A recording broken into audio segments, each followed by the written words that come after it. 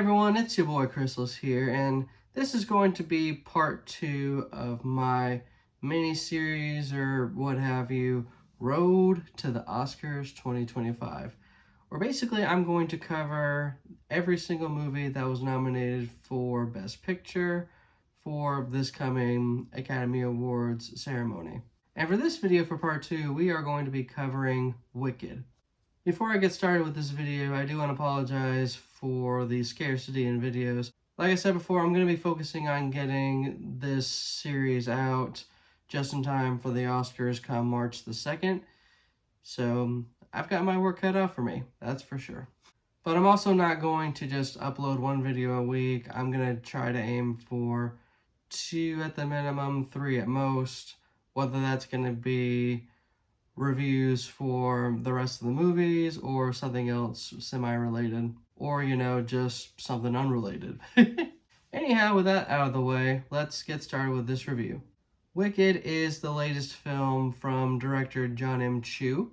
Jon M. Chu, best known for films like In the Heights, Crazy Rich Asians, and I think a couple of the Step Up movies. Even if he doesn't have the most legendary filmography, he definitely has a lot of experience making musicals or kind of sort of comedic, romance, etc. type of dealios. So when I heard that this guy will be helming Wicked, or at least part 1 of Wicked, I'm pretty sure he's doing part 2 as well.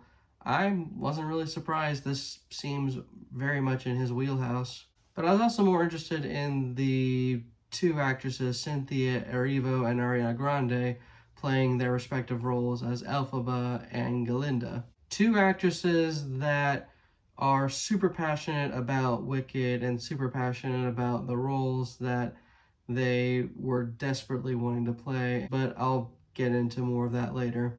What I do want to start off with, though, is that this movie has been in the works for at least a very long time. The film adaptation was announced in 2012, but the gears have kind of been turning for a film adaptation for much longer than that.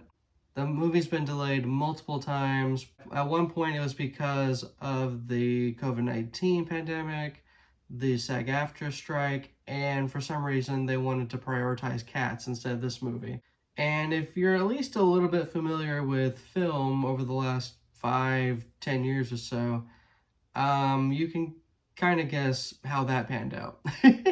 I bring this up, though, because around the decade and a half that this movie has been in development, or at least about to be in development, it definitely shows that a lot of the cast and a lot of the filmmakers and everything were in different circulation over time.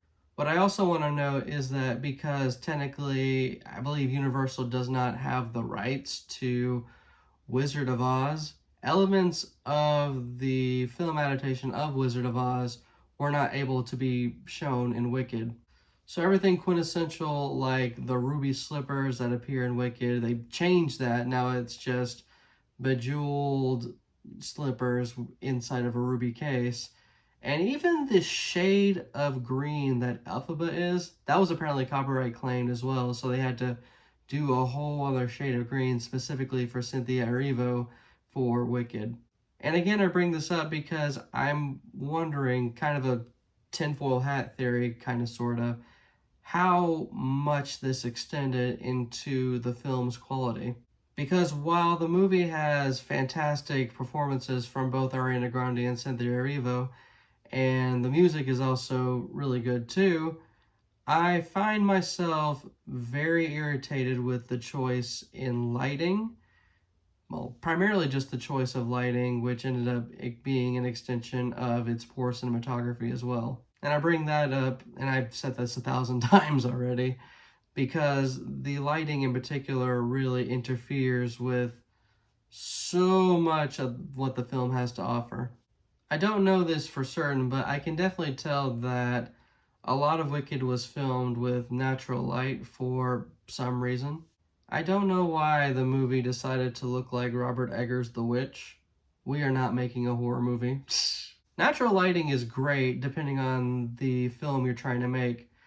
Going back to what I mentioned with Robert Eggers' The Witch, he used natural lighting in the film to create an eerie atmosphere that to this day still haunts many people that watch it. That is not the tone we should be going for Wicked, for certain.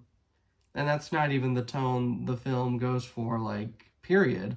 So why we didn't opt to add some kind of filter to it or counteract the natural light to where it's a lot more colorful, what have you, I don't know.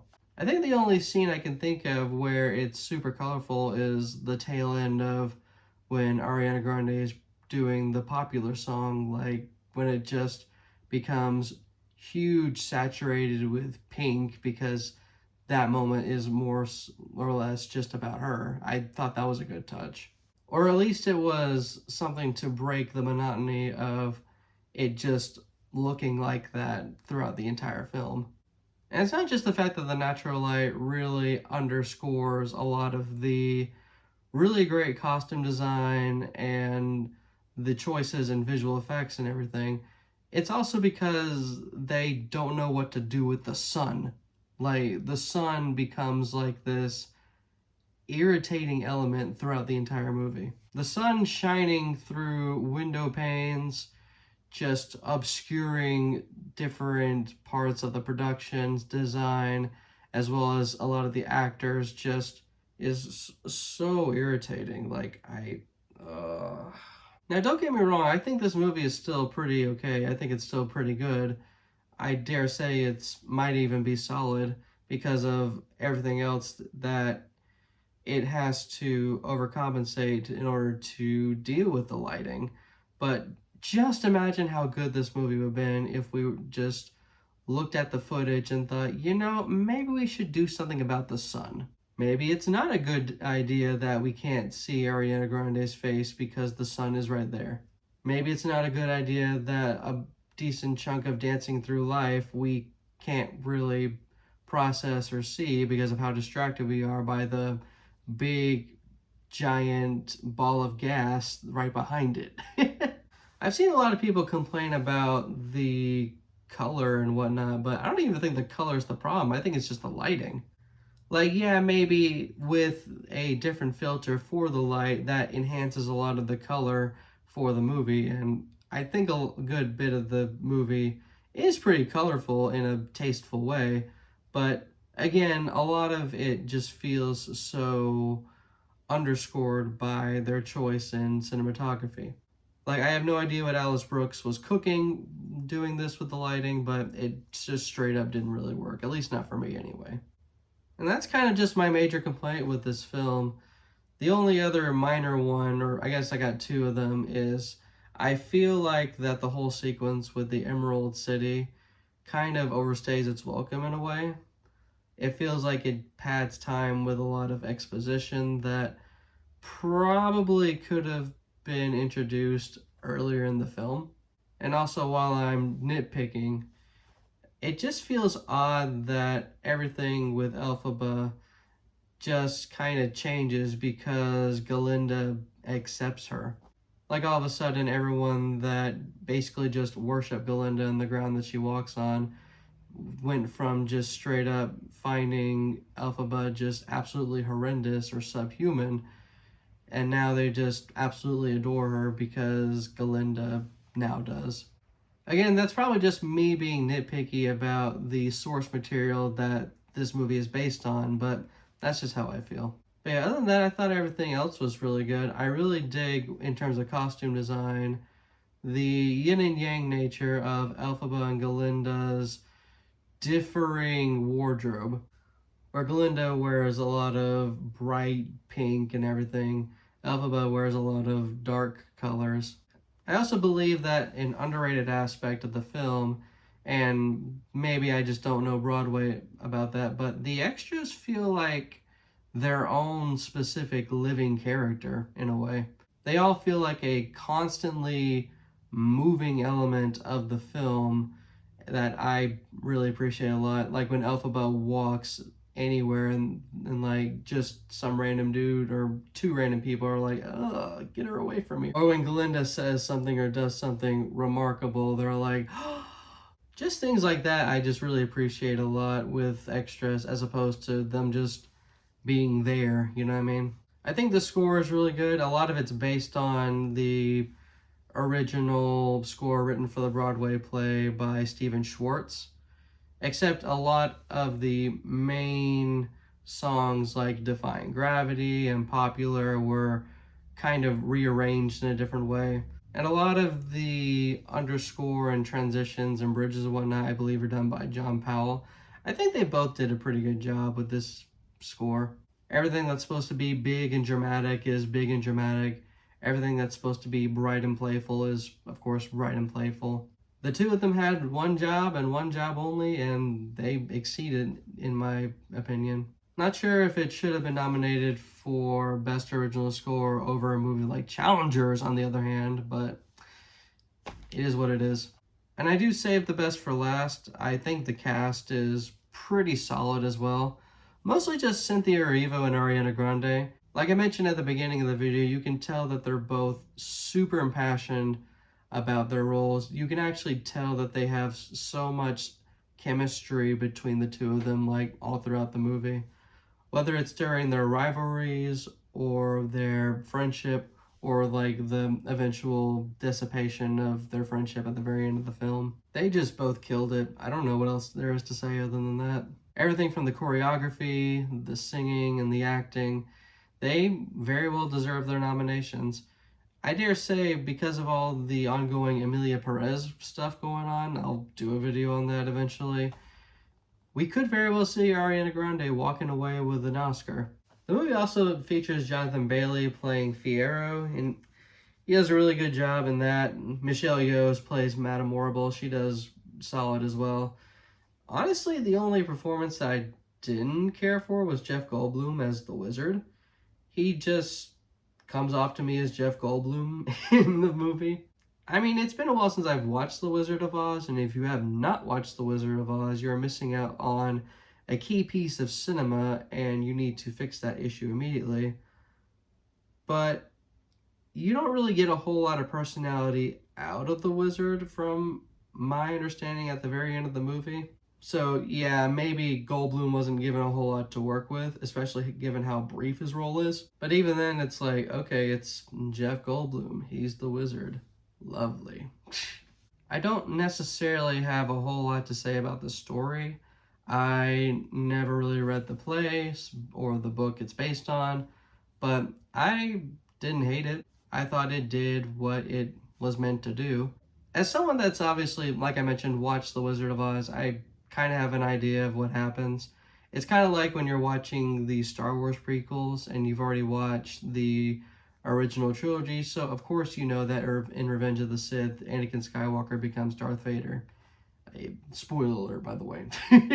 But I found myself very interested in how the film does the whole rivalry into friendship thing between both Galinda and Elphaba's dynamic, to the point where when I feel like we have reached the climax of it as they're heading towards the Emerald City, I'm just like, all right, I understand what happens. Let's get to Defying Gravity, please. But yeah, that's kind of my thoughts, though. I thought Wicked was a solid movie. I thought a good deal of the acting was solid. I thought the story was solid. I don't know how to rate it as an adaptation of its source material, but I thought it was solid.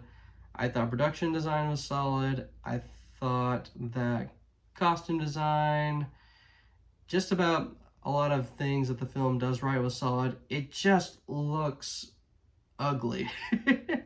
Like if someone just said something about the lighting in the film, or again, maybe copyright had something to do with that too, but if someone had said something about how the film was lit, the film would have just been so much better, like exponentially better.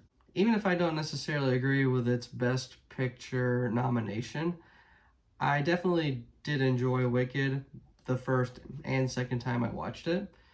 Again, I just wish that they did something about the sun. Like, we all can see it. So yeah, Wicked gets 1 thumb up out of 2. So again, good movie, just has a bright spot and not in a good way. Anyhow, that's about it. What were your thoughts on Wicked? If you saw it, did you like Wicked? Did you dislike Wicked? What were your thoughts on the cinematography? And what were your thoughts on Ariana Grande and Cynthia Erivo's performances? Do you think either of them are going to win Oscars? I don't think Cynthia Erivo is going to win, but I definitely would not be surprised if Ariana Grande won. And that's about it. If you're looking forward to the next video I'm going to be doing, that's going to be on Anora. Give this video a like, subscribe, turn on the bell, all that good shit. This is your boy Crystals here, signing off.